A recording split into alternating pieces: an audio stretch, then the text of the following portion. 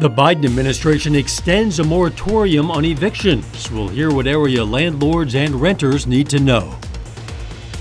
Dozens of people are unaccounted for after the partial collapse of a condo building north of Miami Beach. I'm Peter King with new video of the collapse and details on the search and rescue effort. The 4 states' most watched news starts now. The federal eviction moratorium is extended, but it could be for the last time. This is KOAM News at 5. The CDC today announced the extension of the federal ban on evictions through the end of July, but they've said it will be the final extension. We spoke with Associate Judge Christine Rhodes in Newton County, who says landlords are turning in paperwork for evictions. She also says some evictions have been going through because some tenants have not signed affidavits saying they can't pay rent because of COVID. If they didn't get that affidavit, regardless of the CDC's moratorium, landlords have been free to continue with their evictions. And that's the way that's worked in this court. I think there's probably some courts that are doing it similarly in the state. I'm sure there are courts that are doing it differently as well. Tonight at 6, we're going to hear what Judge Rhodes thinks may happen after the moratorium ends, and we'll hear from a local landlord. The former Cox Monette Hospital in Monette, Missouri is getting new life. Cox Health is gifting the building to Life 360 Community Services, which will use it for a number of purposes. Those include mental health services, foster care, and employment services. Life 360 Community Services is expected to move into the old hospital in August. This space will be a variety of activity.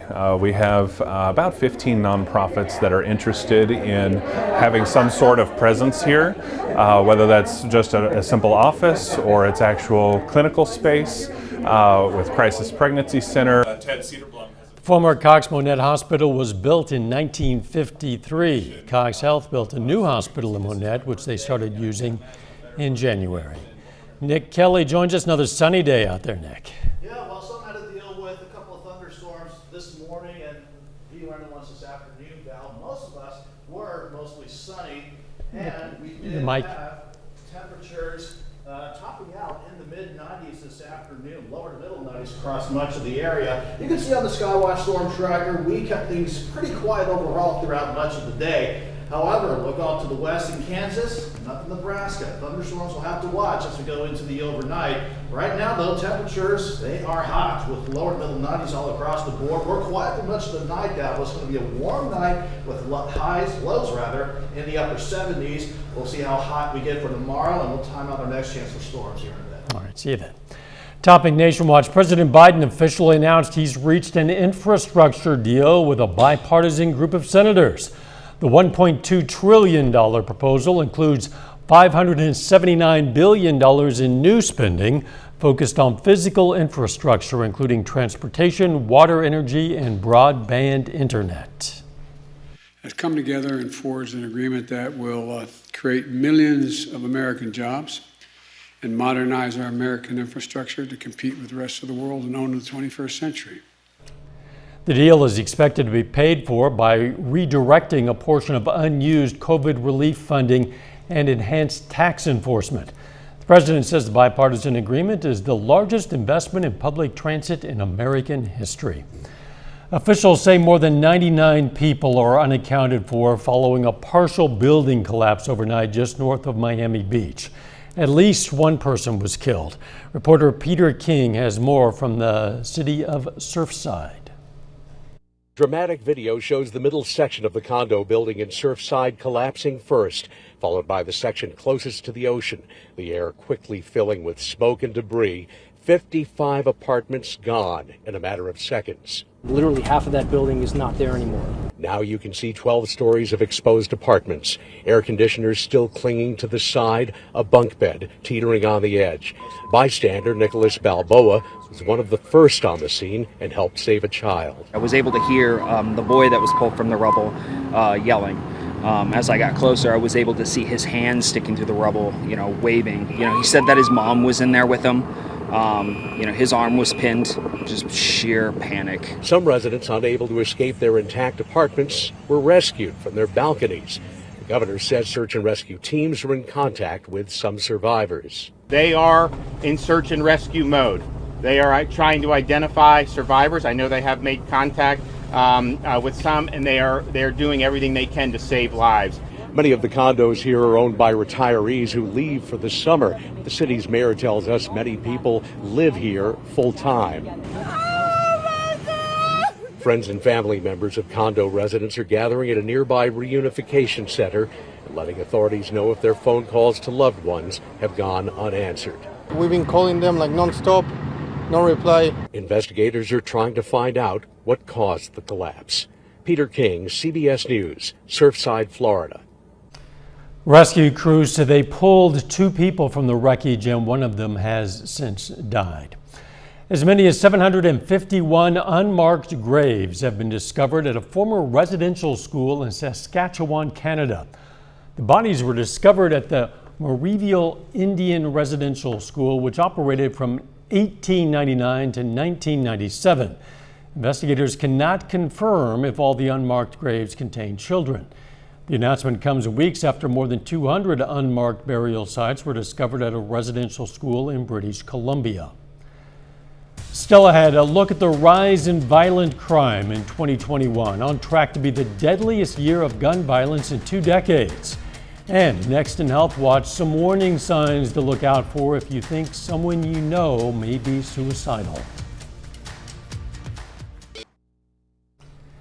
Topping Health Watch, a new warning from the FDA about some coronavirus vaccines due to a rare possible side effect.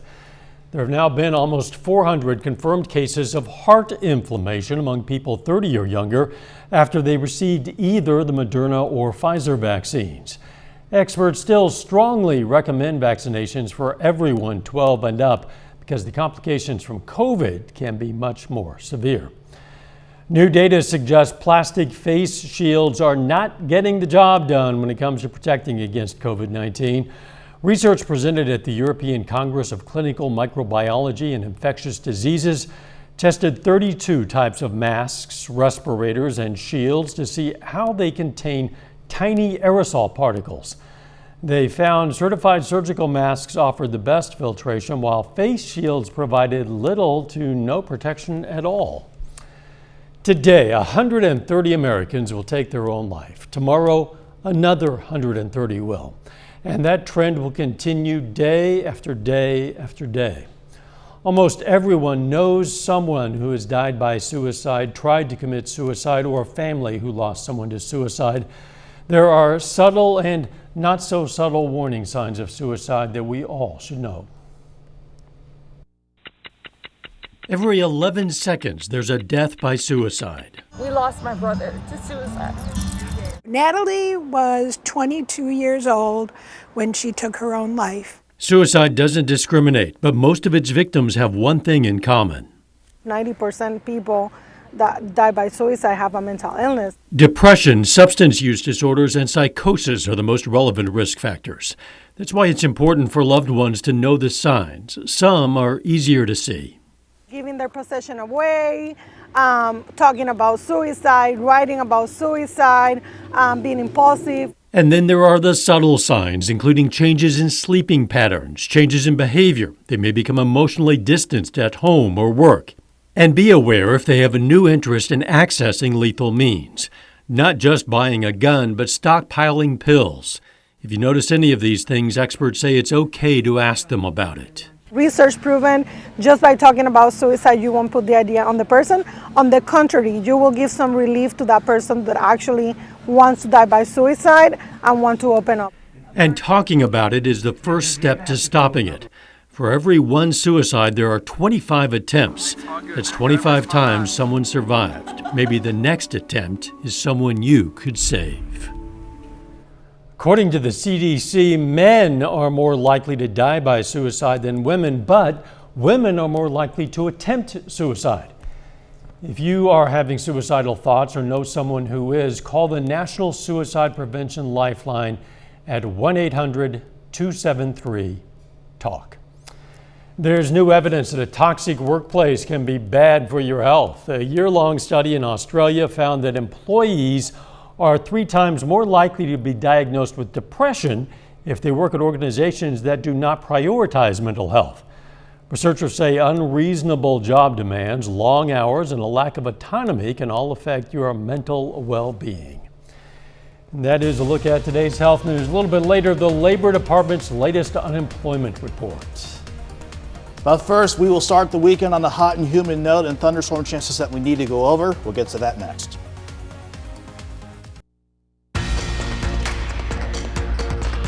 We managed to stay hot and humid once again. That's despite being grazed by a complex of thunderstorms this morning and seeing a few isolated little guys over the past few hours as we went throughout the course of our Thursday afternoon.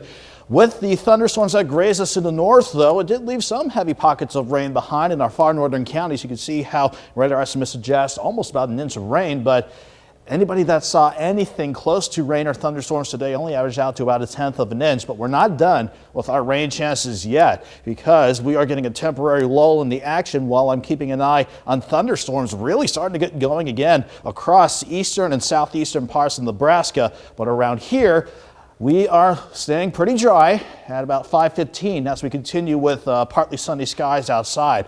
Definitely another hot one for today. Upper 80s to near 90 yesterday. We only dropped back into the mid 70s.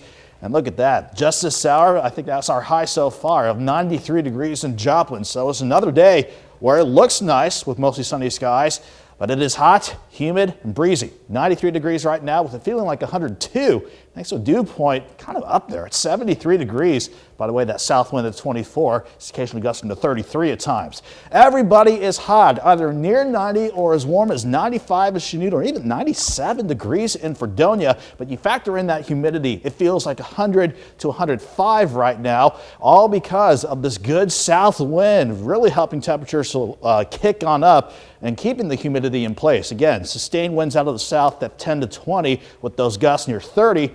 That's not going to allow us to cool off very much this time around tonight. 88 by 8 o'clock, lower 80s still by midnight. I'm thinking most of us in the upper 70s for a warm and muggy start for Friday while we keep an eye on thunderstorms. Not just developing out in southeastern parts of Nebraska, but additional storms wanting to fire up in eastern Colorado and try to roll across the state of Kansas overnight. All because of a couple of fronts trying to come together.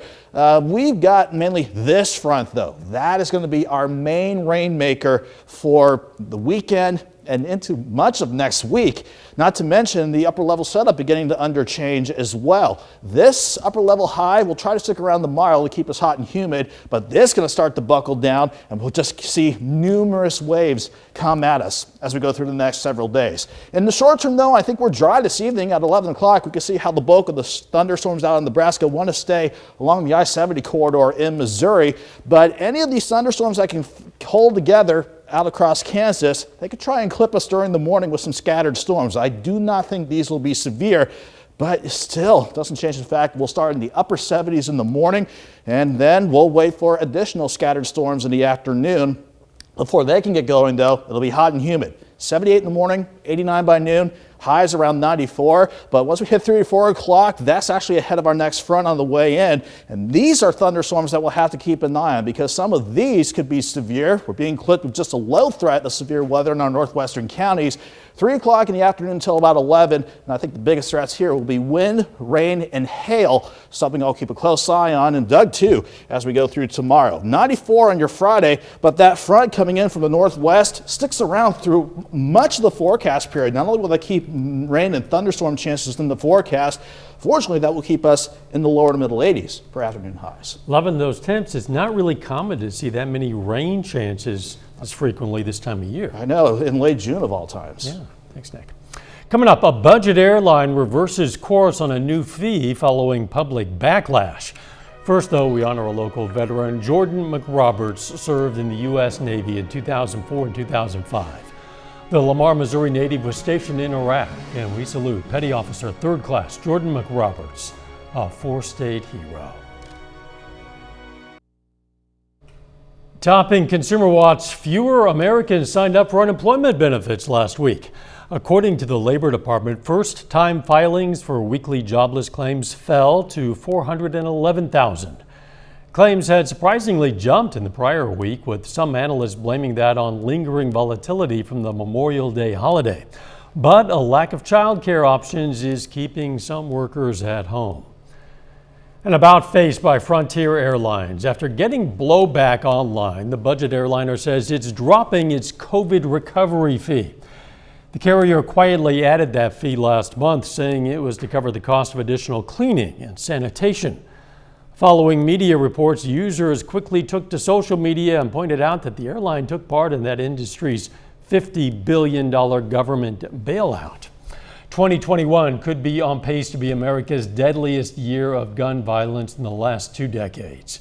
Yesterday, President Biden announced a new strategy to combat it. It includes a zero-tolerance policy for gun dealers who break federal law, deploying strike teams to crack down on illegal gun trafficking, and encouraging communities to use federal pandemic relief funds for policing and crime prevention. David Begnow reports from New York on the rise in violence and reaction to it. Take Chicago last weekend. Police say during the Puerto Rican Day festivities, surveillance video captured Giovanni Arzuaga and Yasmin Perez being ambushed after a minor traffic accident. According to authorities, Yasmin was pulled from the car, beaten, and shot. When Giovanni tried to save her, he was gunned down almost execution style. Both of them were killed. It's hard to believe that he's gone.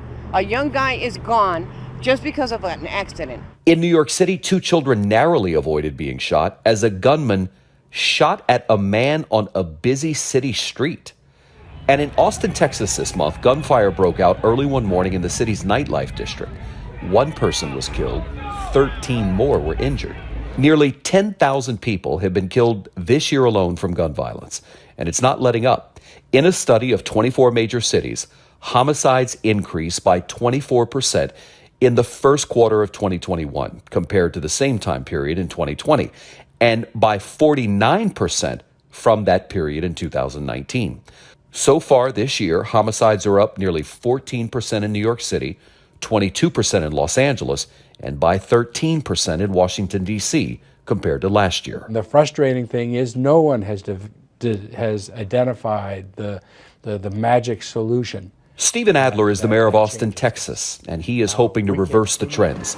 We have too many illegal weapons that are falling into the wrong hands. We have to try to find those illegal weapons and take them off the street. For Patrick Sharkey, a sociologist at Princeton University, the answer goes well beyond illegal firearms and law enforcement. As a sociologist who studies gun violence in America, do you believe that abolishing the police is a good idea? No, I don't think it's a good idea. We have 300, 400 million guns on the street. Our primary focus should be investing in these other institutions that can deal with addiction, mental illness, provide after-school programs.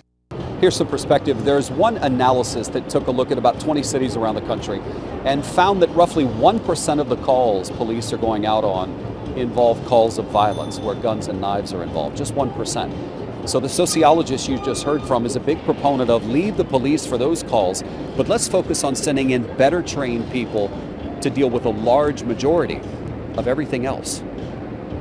David Begnow, CBS News, Manhattan. Final check of the forecast next.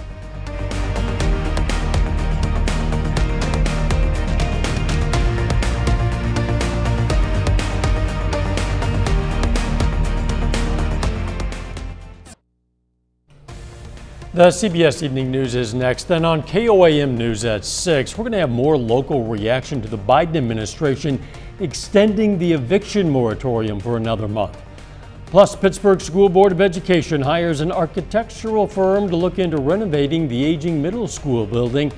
And a Pittsburgh police officer apprehends an 8-foot-long suspect while responding to a call about a snake. Yeah, you need to see this. Stay with us for the CBS Evening News and then KOAM News at 6. Still hot out there. I know some rain chances are approaching though. Yeah, even with some rain chances in the forecast by tomorrow morning, Dow, it's going to be a warm and muggy night with lows in the upper 70s. I'm thinking 94 on your Friday. We'll have to watch for scattered storms in the morning, but I think a better shot for strong, maybe severe storms late tomorrow afternoon into tomorrow night. And then our next frontal system hangs out for the next several days. Fortunately, that will keep us in the 80s for the rest of the weekend. Yeah, that'll be welcome cool down, I think. Yes, it will. Thanks for joining us. The CBS Evening News is next. And of course, we're going to be right back here for KOAM News at 6. See you then. Let's make it a great evening.